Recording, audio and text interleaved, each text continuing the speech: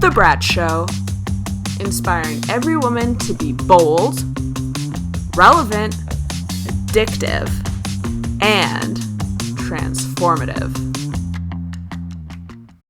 Welcome to The B.R.A.T Show. I'm your host, Kathy Barthel, also known as Bratty Kathy. Today's guest proves that you can't hold a good brat down.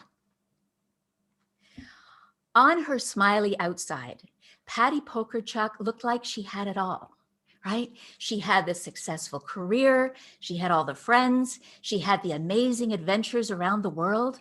But on the inside, she was a scared people pleaser, trying her hardest to please her domineering mom. It wasn't until her 50s that she realized she'd been abused her entire life. But look at her now. Didn't I tell you? You can't hold this girl down. Now, thank you so much for being here, Patti. It's great to see you. Yes, you too, Kathy, aka Bratty Kathy. Mm-hmm. Yes. Now, one of the essentials, the most essential element of being a brat is being bold, which of course means that you really know who you are, you own it, and from that grounded place, you speak, you create, you live in the world, but you're anchored to who you are. And you don't care if other people don't get it or don't like it or don't approve of it. But sometimes and often, trauma in our lives can suppress that inner brat spirit. It can separate us from it. And I'm wondering, Patti, if you can take us to whatever degree is comfortable to what you experienced, what kind of trauma that was, when it started. Give us a little bit of a picture of what you went through. Yeah, it's a hard one in that it was my mother. Mm-hmm. And in our society, we put mothers on a pedestal. So buying her a Mother's Day card was hours long because I couldn't, she wasn't my best friend. I didn't adore her. I didn't trust her with any of my intimate feelings. I was an accident. Like many boomers, I was an accident. And but it was so bad. She went up and down the street telling all the neighbors that she didn't want this baby. And now research has shown that babies in the womb actually can hear. So I emerged as this, I always say sunny side up, really happy baby, but I wasn't wanted. So I spent a good portion of my life, we're talking 6 decades, trying to make my mom happy with me. And I'm pretty accomplished, as you once pointed out, and I'm modest about them, but I did well despite, because I knew who I wanted to be. There was always that deep inside. I knew this personality was waiting to come out. Yeah. It took a long time. I'm definitely a late bloomer. I mean, I didn't get married till I was 47, mm-hmm. But my mother boycotted that wedding too. So she missed my whole, I've gone non-contact with her for the third and final time. And that was, I haven't seen her in 5 years, and I have, with enough therapy, absolutely no guilt about that. Yeah. She abused me, and I am, like you, one of the nicest people around, right? Kind and, thoughtful, yeah. And, that's middle children, right? We are. Exactly. We aim to please, right? Yep.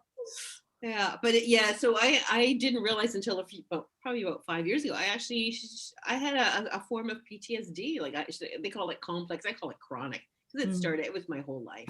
And panic attacks, I still have them, but at least with therapy, I've learned to control them.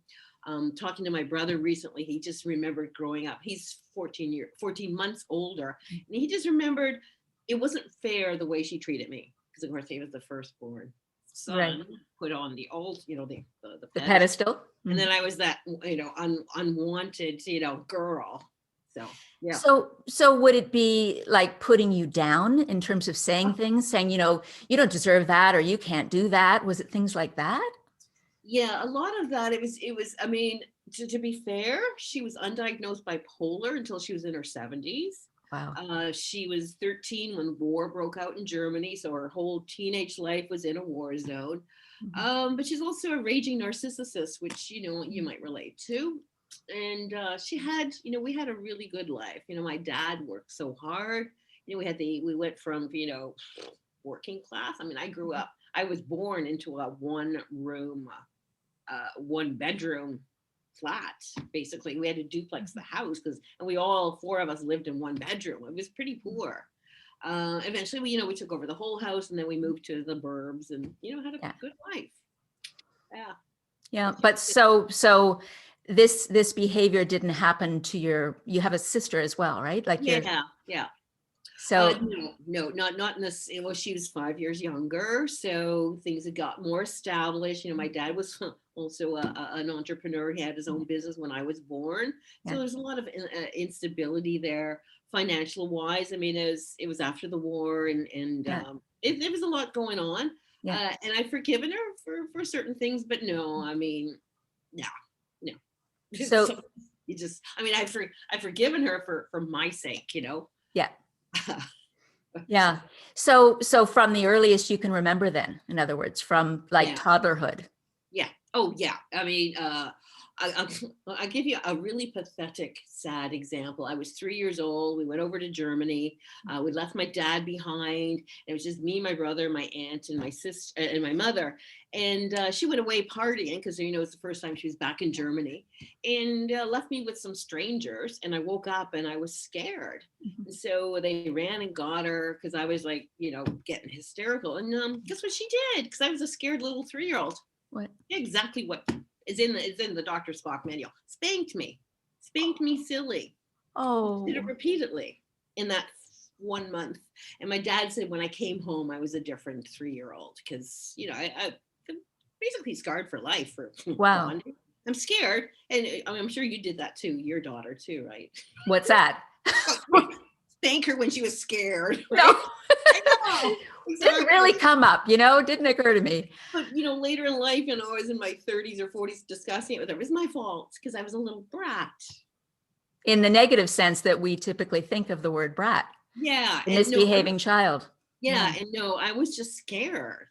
I was in a foreign country with a lot of foreigners without my daddy, who I adored, and speaking a language I didn't really understand. I was 3. Yeah. And I think you've said you tried to hide, to make yourself smaller, like to become invisible, or I can't quite remember. Totally. I say growing up until I left home at the age of 20, I was mute. I was, in the house, I was pretty mute. Yeah. Yeah. It was safer that way. Right. Exactly. It's about self-protection, right? At a certain point.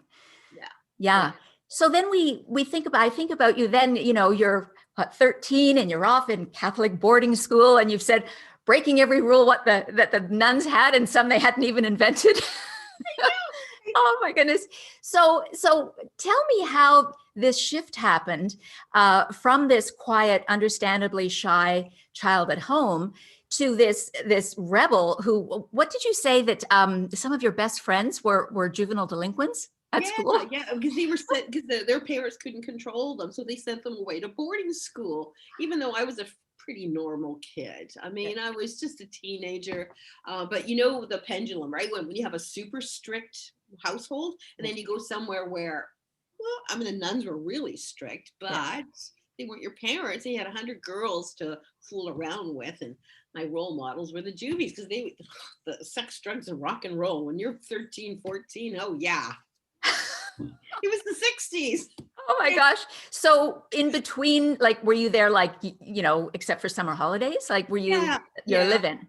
Yeah. Oh yeah. Yeah. So we were let out once a week for an hour and a half in this little hamlet of what was then Ancaster, and let home. But because I was so bad, I had to spend my weekend between Christmas and Easter. I spent every weekend cleaning.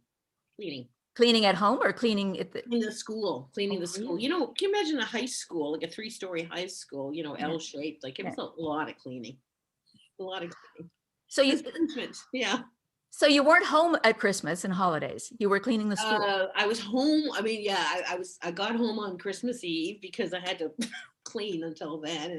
And then once we came back in New Year's, then did something else bad. And so they tried to kick me out 3 times that, in grade 10, and they finally made it stick and went, okay, you're out. That's it. Write your exam. You're out. Never coming back. So it's unbelievable. I mean, that sounds Dickensian, like cleaning the school, and oh my gosh.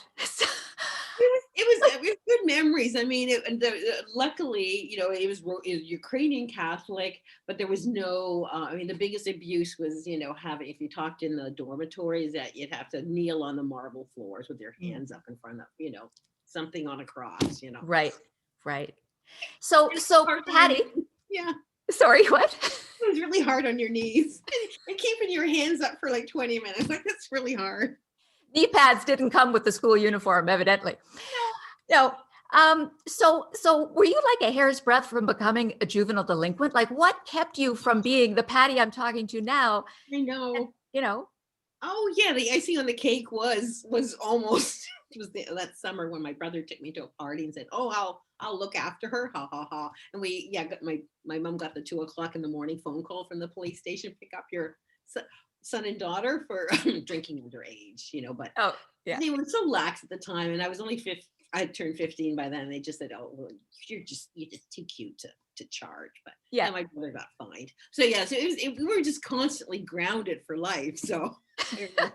Do you think this desire to please underpin some of, kept you maybe from going really, really, in some way that you would end up on the wrong side of the law Yeah, I in a mean, serious way? it's like I've never been seriously depressed. I've always, I was thinking back when I was at my boarding school. I weighed 89 pounds. I was like skin and bone basically, and it was just rebellious. I wasn't anorexic though. Yeah. I was always mentally sane enough to know there's limits. I mean, I believe I was raised with good values Yeah. of certain things, Mhm. others not so good, but basic, the way to act in society Yeah. of decency, not lying. I mean, I got my hair pulled for lying, so I was slapped silly for lying. So Oh, yeah, well, because you didn't want to tell my mother the truth, because then she would slap you anyway. So I mean, I got slapped whether.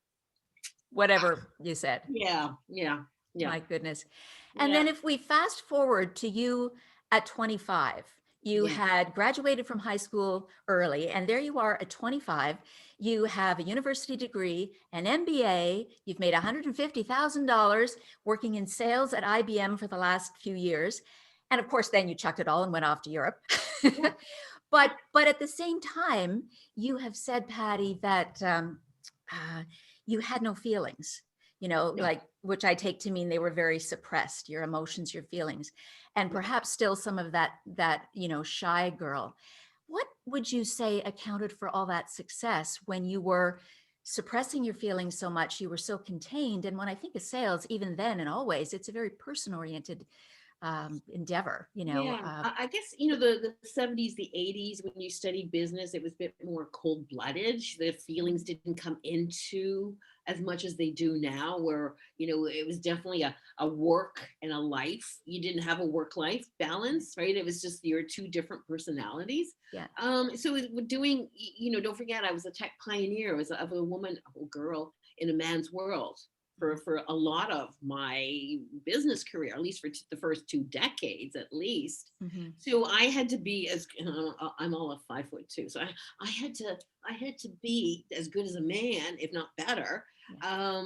And just feelings, because feelings were a woman's thing, right? Don't forget, men didn't have feelings, and I imitated my brother as much as I could. So, when he says he's got feelings, yeah, he feels cold, he feels hot, he feels hungry. Yes. Got feelings too. He's got feelings too. But it was the desire to, trauma, the desire to please your parents gave me an incredible ambitious drive. I mean, I saw my dad go from nothing to a reasonably middle class, upper middle class existence. And I guess it was just part of my DNA was to, get an education and do well. I get paid to do a job, so I did it no matter how scared I was. I hope you're enjoying the episode. If you are, go ahead and click like. And while you're there, click the subscribe button as well so you don't miss another episode. Now let's get back to the show. This makes sense. Yeah. And in fact, in a strange way, not that anyone would have ever wished it on you or anybody else, but this tendency that you develop to suppress your feelings for self-protection, whatever from the trauma, kind of, as you say, lent itself strangely as almost an asset, working in the man's world, in computers, in tech, in the 70s, when you were in the vanguard. It's interesting, Yeah. isn't it? How that is. Yeah, so there's always, Dr. John DeMartini always says there's everything in life is in balance, and so there's good and bad in everything. Yeah. So my mother instilled a love of reading in all of us, but that was the way to keep us quiet, right? It was like, shut up and read a book. Okay, fine, okay. But I mean, luckily, lifelong learning is the way to is I think the only way to succeed in life, having that growth mindset, right? Of there's always Absolutely. stuff to learn. So yeah, there's, Interesting. but yeah, it does not forgive the abuse. It took me until I know exactly, August 2007, going to a chapters and going in the self-help, going, there's a book here with my name on it. I went, verbal abuse, emotional abuse. Oh, oh, oh, oh, that's happened to me. It's not Wow. nice. And this is after therapy. And Well, that's the thing. I want to, if we could wind back a little bit to, as you say, there you were successful. You had a lot of success when you moved to Europe, working with various tech companies and startups and making millions of dollars for people and so on. What was that moment when, perhaps prior to seeing that book on the shelf, where you thought, I got to deal with this? Because the thing with brats is, we bend the rules, meaning the rules around what we think is possible for us, what society tells us. Things like, well, I'm not going to show emotion because that leads to more pain and more vulnerability. Nope, not doing that. That's the rule. We don't do that. That's with brats, we get to that point where we turn that on its head and we're like, no, I'm creating some positive change here. I'm changing this up. I'm not doing that. I'm not being suppressed. What was that moment, that trigger that made you think, after all that and all the success, because a lot of people could have just pushed it down. I'm successful. Maybe there's stuff that's not 100%, but I'm doing it. But you chose maybe a harder route, the therapy. Well, I don't know if it was harder, but I first of all, it was my first long-term relationship, live-in long-term common law relationship, and there was things not going right, and he had a dysfunctional parents situation as well. So we didn't know what the word compromise looked like. It was like compromise. No idea.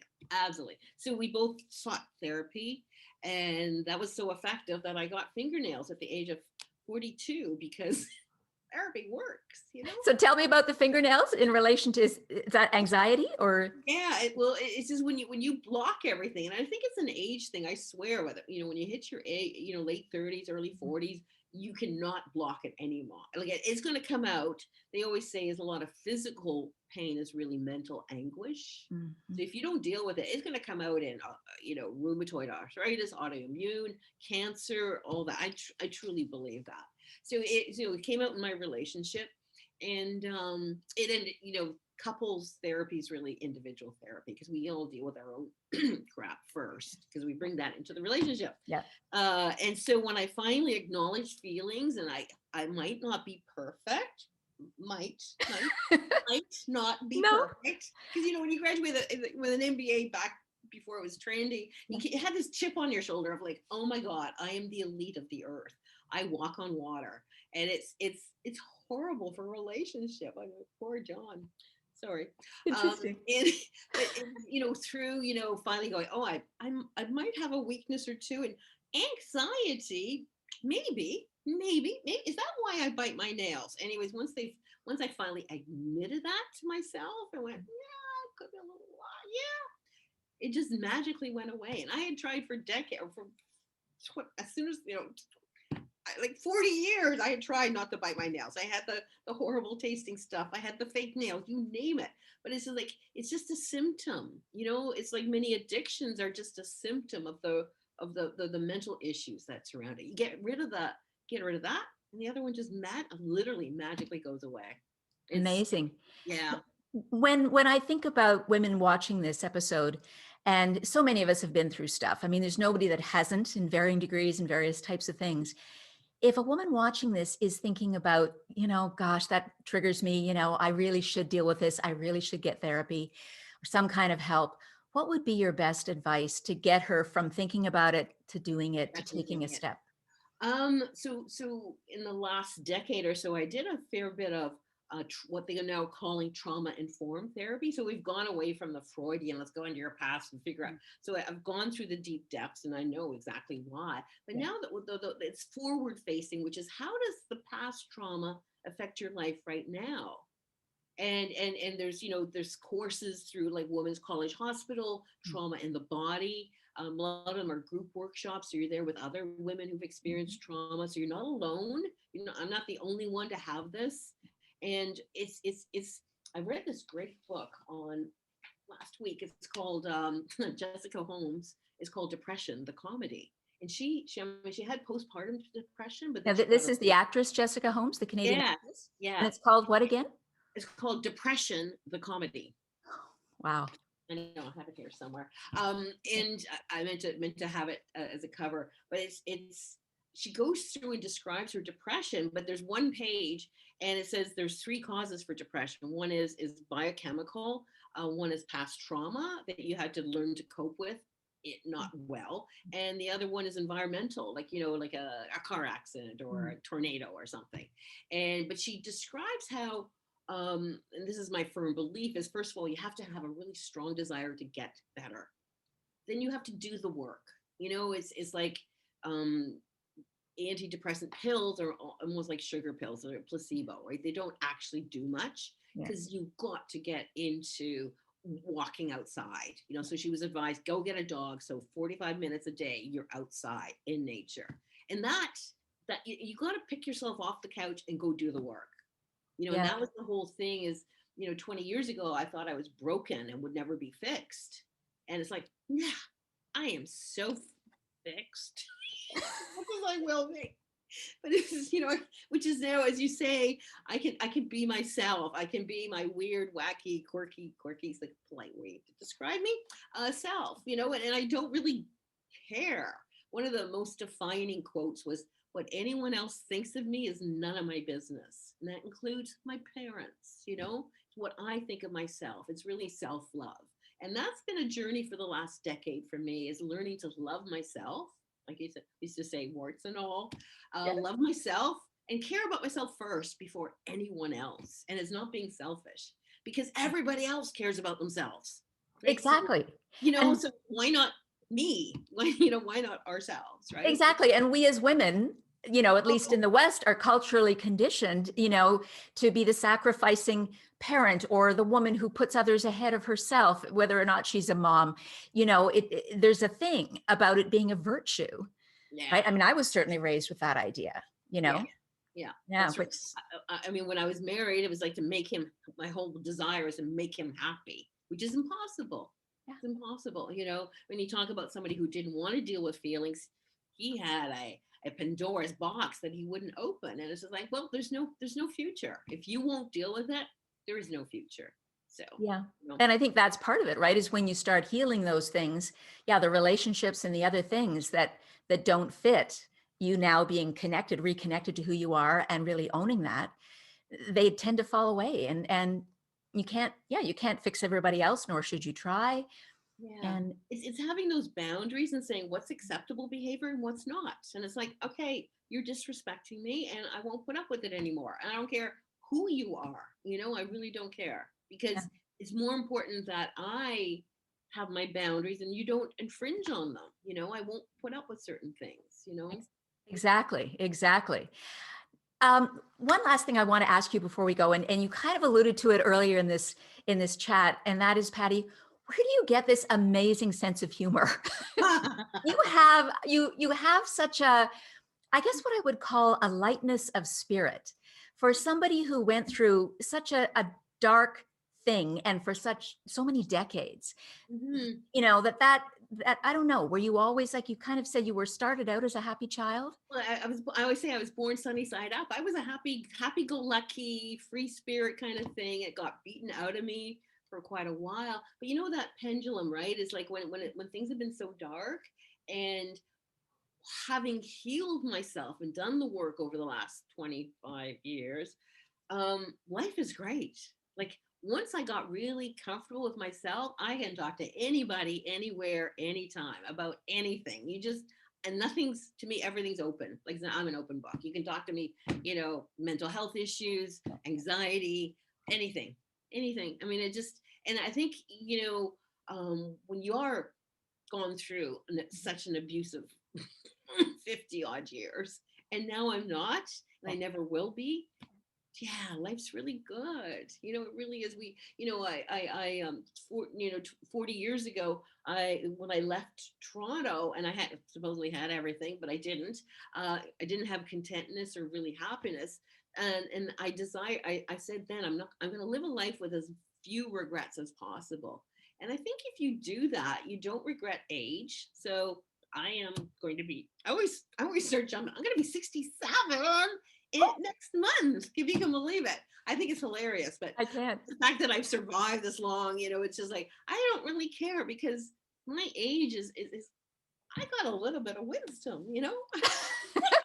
Well, exactly. And it's one of the principles of being a brat is what I call living in the round. You're in the center and you're pushing out this way and trying that and trying that and trying that. It's not like you're standing on some ruler going, oh my God, all this time is behind me and I got this left.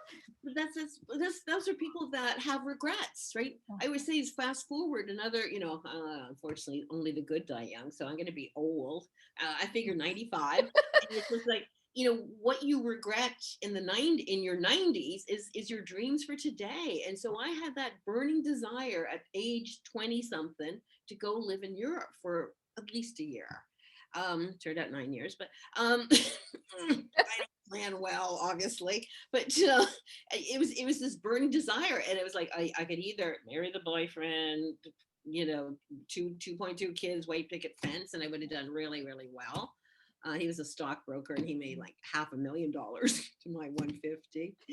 Anyways, but so I gave all that up, which is why I'm still free now. But I traded my security for a life of adventure and experiences. And, there's times when I go, oh, I would have that 50 grand that I spent. Yeah.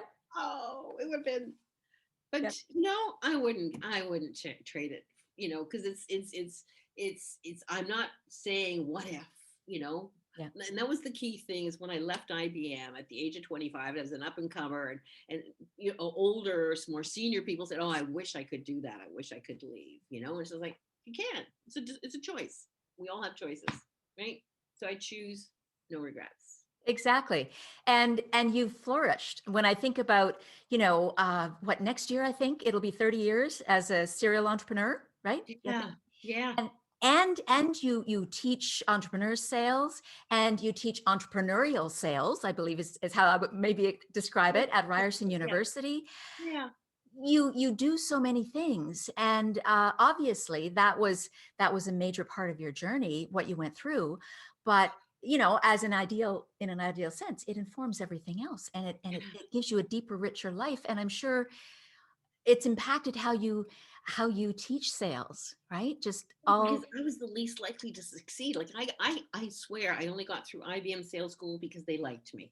All right. People buy for people they know, like, and trust. And I was like, well, she's on the edge there. And she, it's just push her, 51%. She passed. She can get into sales. Yeah. Honestly, it was, and that's what shocked me when somebody hired me as a sales coach 7 years ago. And it's like, me, sales? Well, yeah, I've sold millions around the world. It's like, well, that proves sales is a learnable skill. Okay. If I can sell, and then I started the garden center. I knew nothing about farming. It's all about sales and marketing, which actually, and I know this is going to be a surprise to you, I'm starting a new show with a marketing guru, and we haven't figured out what it's called yet, but it's all going to be about sales and marketing, because what else is there, Fantastic. Well, Patti, this may be a question that we don't have time for you to answer in its entirety because of all that you're doing, but give us a sense of how people can reach out to you. What website or websites, if they're thinking of training at Ryerson, if they're, what should they do? Well, search for The Accidental Farmer on Amazon with the name Patti. It's one way to find me. The book is about adventures of a serial entrepreneur. I'm lucky, Patti Pokorchak, which I'm sure you'll have in the credits. Only one in the world. Just Google my name, smallbizsalescoach.ca. But yeah, I'm easily findable. And yeah. Fantastic. What's the program called at Ryerson if they were interested, if someone else came upon this? ENT 577. They'd have to get special permission because it's really only for entrepreneurship students. But some marketing and retail, I'm getting to have a bit of a reputation. Surprise! I'm not surprised. I'm getting other majors into my classes because they love it. So they would find it in the entrepreneurial faculty. Yes, at Ryerson. That's right. That's right. I love the hat. I absolutely love the hat. You and I love props. So, yes, you know, how could I be surprised when you showed up with this? My Easter bonnet for the virtual baby shower. Yes, it tells you the time of year we're doing this interview. Thank you so much, Patti. This has been a blast. It has been. Thanks, Kathy. Thank you. Thanks for watching. If you enjoyed the interview, click like and subscribe. And share this interview with any brat that you know. And don't forget to ring the bell. That way you'll get notified whenever we put out new content. See you soon.